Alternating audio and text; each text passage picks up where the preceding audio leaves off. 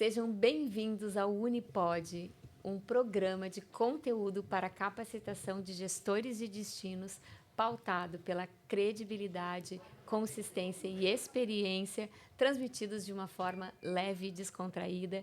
E neste episódio, patrocinados pelo Visite São Paulo, aqui na sede do 9º Unicongresso em Porto Alegre, no Instituto Caldeira.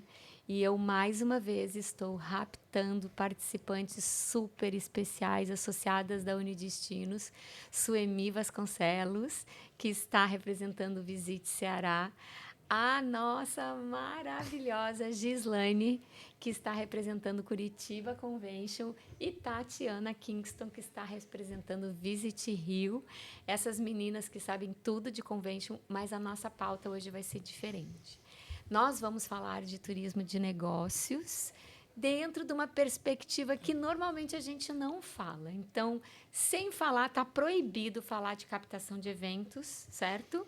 Nós não vamos falar desse assunto, nós vamos falar para além da captação de eventos, o que mais a gente tem no turismo de negócio. Eu não vou ser tendenciosa, né? Porque você sabe que eu sou a super mega fã do Bleisure, nessa conexão do lazer com negócios. Eu vou deixar esse assunto para o final, para a gente fazer assim, terminar em grande estilo.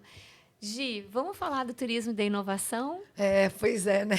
Já que a gente está aqui no Instituto Caldeira, no então, ambiente. Nossa, quando eu descobri que o evento ia ser aqui, eu falei, meu Deus, é o sonho de consumo, né? Eu acho que é a tendência aí que a gente vê acontecendo, né? Eu acho que pós-pandemia a gente está vendo muito forte esse movimento da inovação, vamos dizer assim, né? Da grande crescimento dos grandes hubs hoje de inovação. As principais cidades, capitais do Brasil estão com muito investimento nessa questão da inovação, criação de hubs, parques tecnológicos. E até o meu escritório, não do convention, meu escritório pessoal fica dentro de um hub em Curitiba. E estando lá, eu comecei a perceber a importância desses hubs dentro da nossa cadeia turística. Por quê? Porque eu comecei a ver muita gente visitando, muita gente passeando, muita gente, na hora que eu via, falava, nossa, eles não estão falando português, o que está acontecendo aqui? Exatamente. E eu fui fazer uma pesquisa e descobri que dentro dos hubs, mais de 10% das pessoas que chegam nos hubs batem na porta querendo saber o que está acontecendo. Então, curiosidade. Curiosidade. Estilo assim, nossa, que lugar legal, quero saber o que é. E quando eu fui conversar com eles, eles falaram, olha, a gente faz eventos, a gente recebe missões, a gente tem um monte de empresa aqui, que todas essas empresas recebem turistas, fazem eventos. Eu falei, gente, nós estamos com um nicho aí gigante. Hoje, em Curitiba, são mais de 13 hubs entre parques tecnológicos. Eu falei, gente, isso aí é um Ninguém está medindo. Ninguém está medindo, e eles não se enxergam no turismo, e o turismo não enxerga eles dentro da cadeia, né? Porque é aquela questão de bolhas. Então, a gente começou um trabalho muito forte para começar a mostrar o turismo para o setor de inovação. Hoje, no Convention, eu exigi, vamos dizer, uma cadeira do Convention dentro da governança de inovação do município de Curitiba. Por quê? Porque a gente tem que estar lá. Vocês vão fazer, Curitiba tem que estar lá. Curitiba, quando vai com os estandes, levando Curitiba, não nos congressos de turismo, mas no estande de inovação, falava, vocês levam Curitiba, vocês não vendem a cidade, pelo amor de Deus, não tem faz lógica sentido, isso, né? Porque né? o cara vai planejar a viagem como? Então, daí está lá vendendo a cidade, e daí? Não, você pode, tudo isso está vendo? Você pode ir lá conhecer em loco. Você fica lá uma semana em Curitiba. Ainda mais esse perfil de profissional, né, que normalmente é um cara que trabalha de home office, que é um cara da tecnologia, que não precisa estar fisicamente, né? A gente já está falando com um nicho de público que é mais sem essa raiz, essa necessidade do presencial, né? Então faz muito sentido você encantá-lo para que ele fique mais tempo, né, e usufrua toda a beleza que a cidade tem. Então a gente começou muito forte esse movimento. Então agora eu consegui, né, o Convention, graças a Deus, crescendo. Eu trouxe uma pessoa da inovação, que é a IES, que abrimos um um departamento de inovação dentro do convênio, com um olhar para a gente trabalhar essa questão desse tipo de turismo. Eu falo que é o I ao quadrado. Já criamos aí, aumentamos o I do mais. Né? E a gente conseguiu já emplacar uma discussão, um projeto de lei no Paraná para a criação das rotas turísticas de inovação, através de uma deputada com o mapeamento de todos os parques tecnológicos e universidades do Estado, para que eles comecem a se entender dentro do nosso mercado entender eles. É meio complexo, mas assim... Mas é isso aí. Mas faz muito sentido e a gente começou a ser ouvida. E assim, para finalizar, eu fui para o Web Summit no Rio, até acho que a gente conversou. No ano passado veio para o South Summit. Veio para o South Summit, fui para o Web Summit, fui para o Rio Innovation. Vou para o Rio Innovation Week.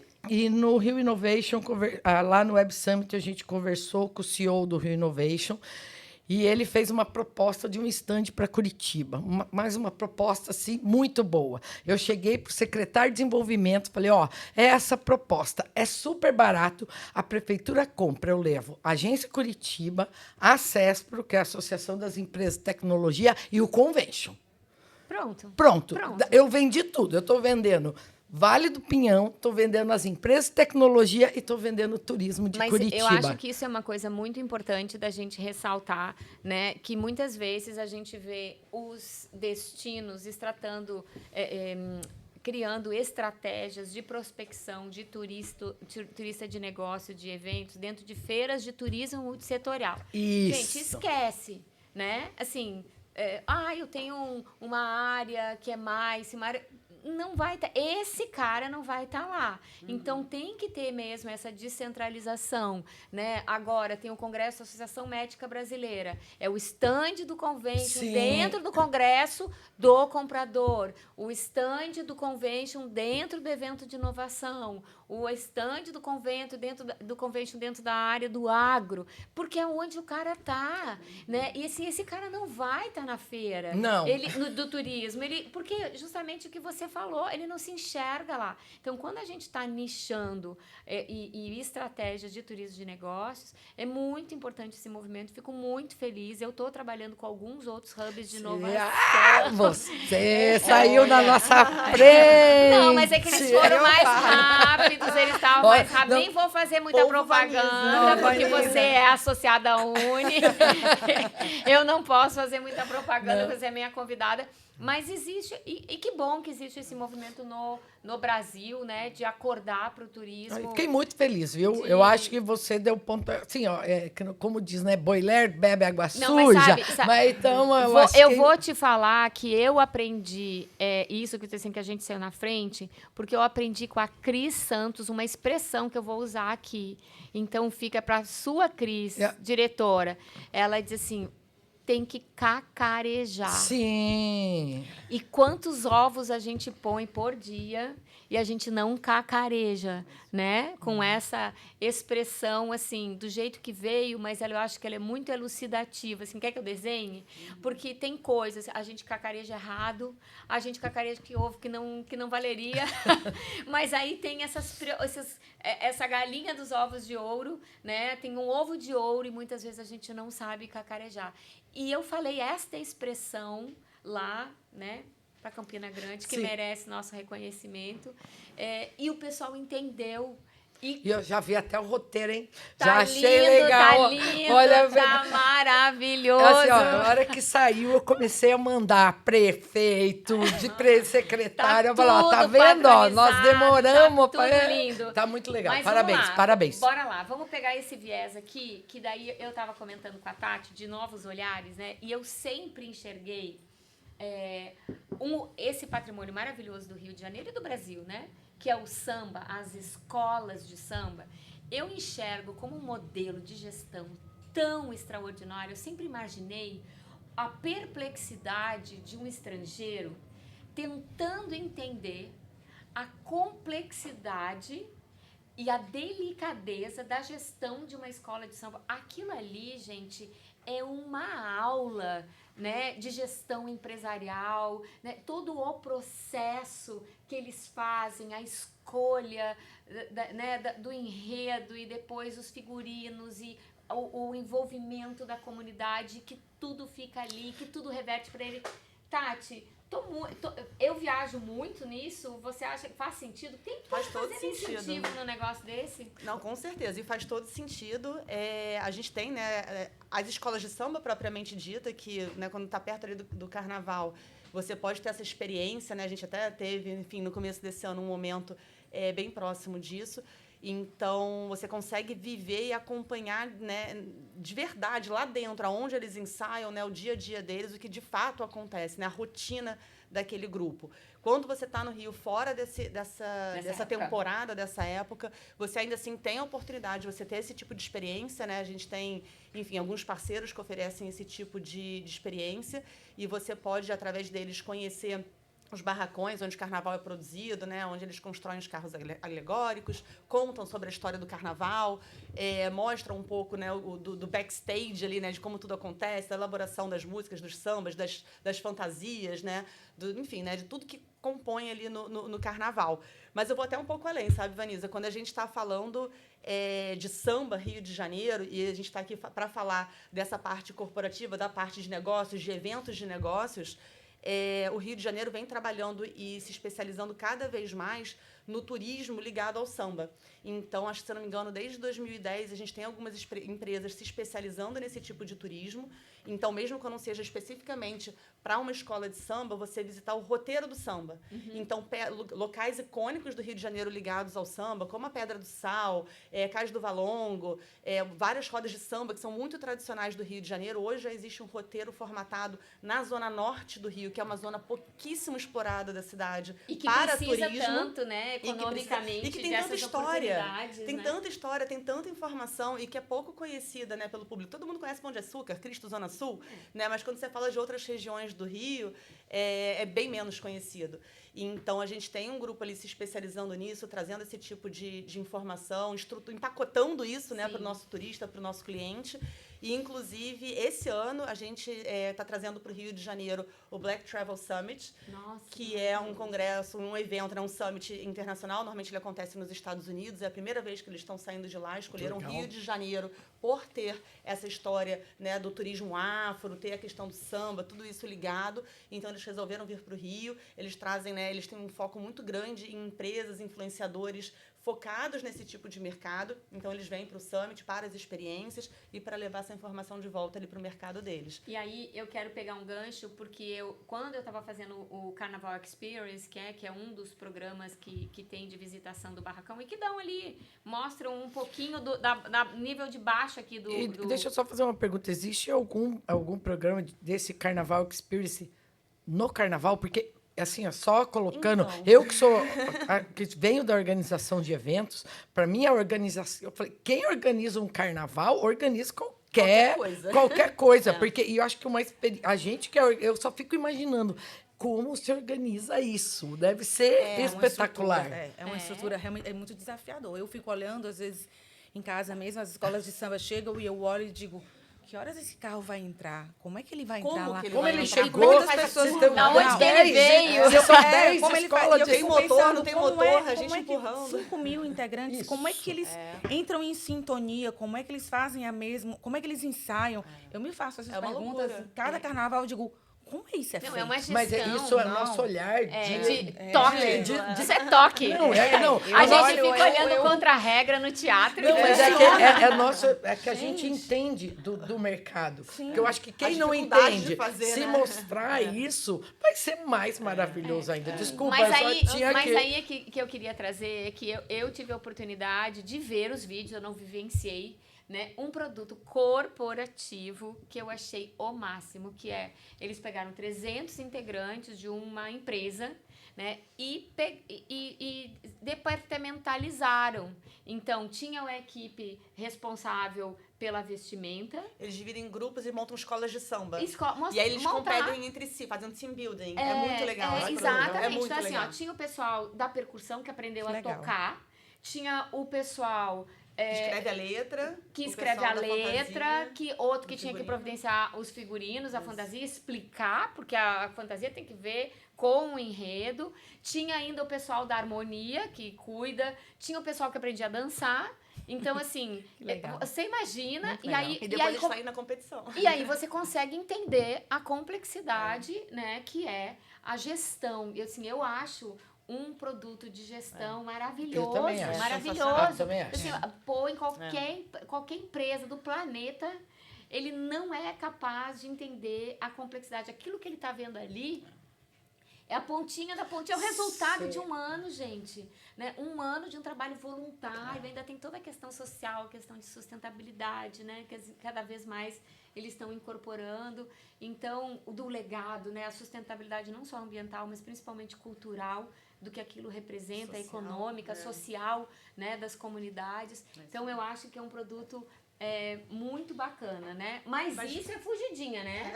Isso é eles vivem, né, pra isso. Se tem isso durante o carnaval, né? Esse tipo de visita. Isso. Então, é bem complexo quando é durante o carnaval, porque esse tipo de visita, ela acontece dentro do barracão, dentro da cidade do samba. E, assim, as vésperas do carnaval é tudo muito sigiloso, né? Não pode. Então, assim, quando tem... Dependendo do tamanho do grupo, dependendo do momento, dependendo de cada ano também, porque cada ano, claro, né? Problemas diferentes acontecem. Tem hora que é a coisa mais crítica, tem hora que é a coisa menos crítica. Então, assim, tendo possibilidade, já teve situação de, às vezes, receber um grupo, dependendo do tamanho, tudo, com todas as variáveis... sem celular, não pode entrar celular, não pode entrar câmera, não pode entrar nada. É super sigiloso em pouquíssimos casos, mas o normal é não. As vésperas do carnaval não tem como entrar, não tem como ver. Mas isso assim, ali, né? Ali na parte da cidade do samba. Mas as experiências de Sapucaí, aí sim. Então, para você ver o ensaio das escolas, isso tudo você consegue organizar sim. Ai, que legal. É bem legal. Bom, mas aí nas escolas de samba, né? Vamos trazer uns outros olhares, então, para coisas que a gente pode fazer, né? Então, isso aqui é num período... Claro, a observação deste produto como gestão, ele é perene, né? Ele pode ser observado todo o resto do ano, menos na véspera do carnaval, que é sigiloso. Mas vamos falar, então, também do turista de negócio, daquelas oportunidades diárias que a gente tem, né? E para oferecer. E aí vai o meu depoimento como turista de negócios, o quanto muitas vezes eu me sinto invisível, né? Eu já falei isso em outros episódios e eu acho que a gente não é bem atendida. A informação não chega para mim, que sou... porque você está trabalhando, você não está turistando. Amiga, desculpa. Isso em outro momento da minha vida, antes da pandemia, quando as empresas eram cruéis, né? Não, eu tô brincando. E achavam que a gente era robozinho. Hoje em dia, a gente trabalha onde a gente quiser, a hora que a gente quiser. Com certeza. Do jeito que quiser, tá aqui o celular, daqui a pouco a gente tá trabalhando, agora eu vou fazer uma pausa. E aí, eu tenho um destino que eu amo ir, né? A Semi já sabe que eu sou assim. Eu sou promíscua, tá? Em medo de destino, eu digo, eu amo Curitiba porque eu já morei lá. Eu amo Rio de Janeiro porque eu já morei lá. Eu não morei em Fortaleza, mas eu também amo. E eu digo pra todo mundo que eu amo. E é super sincero, do fundo do meu coração, eu amo. Mas meu coração é grande, abriga todo mundo. E eu amo ir para Fortaleza. Por quê? Daí, vamos lá. Nordeste brasileiro, né? 5 horas da manhã... Tem um sol deste tamanho e você tem 3 horas para aproveitar até o horário comercial do seu raio, do seu WhatsApp começar a apitar, porque o resto tá dormindo, porque tá escuro. E neste caso aqui tá frio. Não, frio ainda. E ali, gente, ela vai comentar. É um portfólio de experiência de esportiva numa hora deslumbrante, segura, que às 5 horas da manhã, se tu abrir a janela, a quantidade de gente que você vai ver lá embaixo é absurda. Então, você nunca vai passar pela tua cabeça, você sair para correr às 5, num lugar que você não conhece. Mas vá, meu amigo, porque já é sol, tá claro. Tem 200 milhões de pessoas lá, você tá perdendo. Conta isso. Então, assim, dividindo um pouco com você essa experiência de Fortaleza, né? E é muito proveitoso, é muito interessante, é muito gostoso a gente falar do que a gente vive. E hoje a gente vive nesse mundo de empacotar, né? A Tati falou, vamos empacotar, vamos viver a experiência. E Fortaleza não é diferente. A gente tem uma orla, realmente, são 3 quilômetros de orla ali na parte principal. E muito interessante porque ela foi toda reformada. E ela traz para o morador também essa experiência, que aí a gente fala muito, né? A cidade boa para o turista é aquela que é boa para o morador. E Fortaleza, ela realmente é isso na prática. Né? Você acorda de manhã, como a Vanísia veio, que já teve essa experiência de estar lá, de acordar. Essa semana mesmo, ela, né? Então, acho que 15 dias, né? Teve um summit em Fortaleza, ela abriu a janela, tinha 10 mil pessoas correndo na orla. Domingo, eu ouvi 10 mil pessoas. Um samba tocando. Eu disse, pô, mas é 6 horas da manhã. Da onde que tá vindo esse samba? Quando eu vi lá, tinha uma maratona da farmácia. Que tinha samba, cada lugar tinha uma música, assim, uma coisa muito louca. E aí você vê aquela energia, né? A gente tem mais de 100 assessorias de corrida na nossa orla. A gente tem as experiências de canoa havaiana, de caiaque, de SUP. A gente tem mais de 100 estações, mais de 100 bicicletas com as suas estações, onde você pode pegar essa bicicleta na estação que você quiser e você consegue caminhar aquela orla. Então, muitas vezes, e eu volto a falar o que você disse, o turista de negócios, ele não se enxerga como um turista. E a gente leva essa proposta, né, através de um programa que nós criamos, chamado Fortaleza Meetings, que sim, ele é turista e que sim, ele pode aproveitar o que a gente tem de melhor. Fortaleza tem essa vida, né? 15 para 5 da manhã já amanhece, aquele sol maravilhoso. E você pode, sim, aproveitar. Você tem atividades, e a gente vem pós-pandemia, a gente vem de uma era agora de cuidar da saúde mental. A questão do compliance que as empresas faziam antigamente, que hoje muitos já derrubaram isso, porque é preciso cuidar da saúde mental daquela pessoa. Então, por que não? E eu trago um exemplo muito clássico aqui do nosso, que hoje, diretor da Embratur, Bruno, que chegou num evento ano passado e ele me ligou, a Van disse, Suemi, o Bruno está chegando, ele quer jogar beach tênis. Não, ele queria jogar beach tênis, porque eu postei 5 horas da manhã que eu estava jogando beach tênis. E aí ele disse, quero também. Eu disse, bora lá. Aí ligou, a gente tem escolas de beach tênis também ao longo da orla. Ele me ligou, Suemi, a gente está mapeando isso dentro do programa, a gente está empacotando a informação, porque não adianta você ter. Você tem que empacotar e dizer que tem. Para que o turista chegue lá e saiba onde encontrar e saiba consumir o que a gente tem. Porque não adianta deixar isso solto. E isso tem feito muita diferença. Mas voltando ao Bruno, ele chega e me liga, eu preciso fazer alguma atividade física, eu preciso jogar, eu gosto, isso não tem problema. Indiquei ele em uma escola, ele foi. Ele ia jogar de 6h30 às 7h30, ele ficou até às 11 da manhã jogando lá. Ele disse, Suemi, eu estou renovado, cheguei aqui, o evento só começa às 1h da tarde, eu estou renovado, amanhã vou voltar lá e vou fazer a minha aula de beach tênis. Então, ele disse, eu me realizei aqui. De manhã, saúde. Terminou o jogo, foi tomar um banho de mar ali na frente, porque a orla, ela lhe leva a isso. Então, a gente tem essa facilidade em Fortaleza, a gente tem esse produto que é maravilhoso e que o turista de negócios, ele é um turista de negócios e consome a cidade. Sim. Né, Gi? Ele consome... A gente tem que realmente mudar. Sabe, o que mais, não, e o que mais consome e o que mais gasta, né? Quando você olha lá... Mas às vezes você não sabe, porque assim, ó, você vai pegar lá, 5 horas da manhã, eu tirei uma foto numa palestra de dias que eu fiz, 5 horas da manhã na sua casa, no inverno, nessa época, o que você vê? Noite. Aí não passa pela sua cabeça que vai ter sol, entendeu? É uma questão cultural.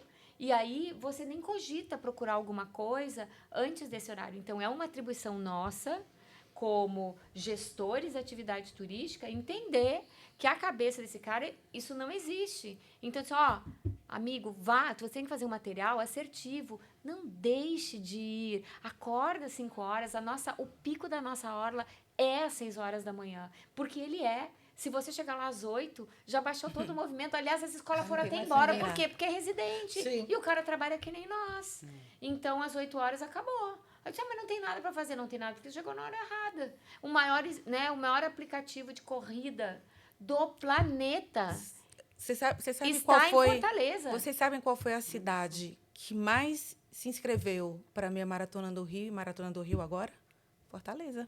Que legal. Foi. A cidade que mais se inscreveu, os maiores corredores da Maratona do Rio foram de Fortaleza. Então, você imagina... E aí você vem uma cadeia, e a gente chega na questão do turismo de saúde. Você chega numa cadeia onde... E aí eu fiz essa transversalidade do turismo. Olha que legal, a gente tem aí a questão da nossa saúde. Lá na frente, que através de uma reforma de uma beira-mar, a gente consegue levar saúde para essas pessoas, que lá na frente minimiza o impacto na rede pública de saúde, porque leva essas pessoas a praticar atividade física. contamina, né? Isso contamina, e assim, é isso gratuito, né? Gente, Não olha. tem custo. Isso, Olha, então assim, ó, bota o tênis e é sai fácil. correndo, né? Vai. Não- Isso inibe a questão, isso previne tipo de doença, entendeu?